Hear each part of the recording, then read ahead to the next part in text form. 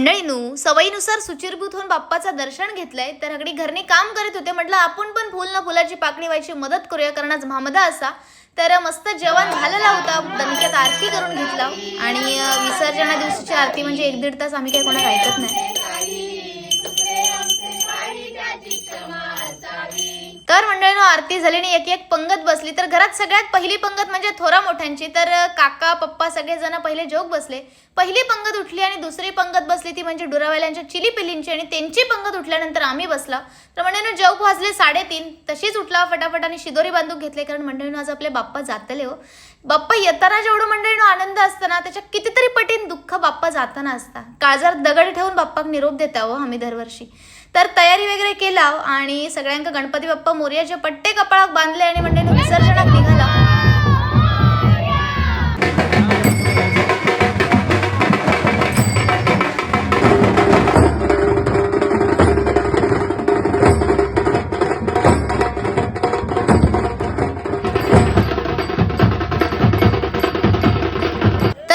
ढोल ताशाच्या गजरात नाचत गाजत आमच्या गणूबाप्पा गणपतीच्या सणावर विसर्जनासाठी आणला. मस्त आरती करून घेतला. तर मंडळींनो, हे 11 दिवस आमच्यासाठी काय आहेत ना, हे शब्दात नाही हो सांगू शकत. तर खिरापत वगैरे करून घेतला आणि उद्या मुंबईत निघायचा होता. त्याच्यामुळे माऊलीचा आशीर्वाद घेतलाय आणि खाली इलाय. तर खाली लाईन लागलेलीच होती आणि आम्ही डुरावली जगाच्या पाठसून सगळ्यात शेवटी आमची लाईन. तर प्रसाद घेत घेत मंडळींनो घरी निघालाय आणि घरी जाऊची पण इच्छा नव्हती, कारण 11 दिवस गज बसलेली वळ नितांत शांततेत होती हो.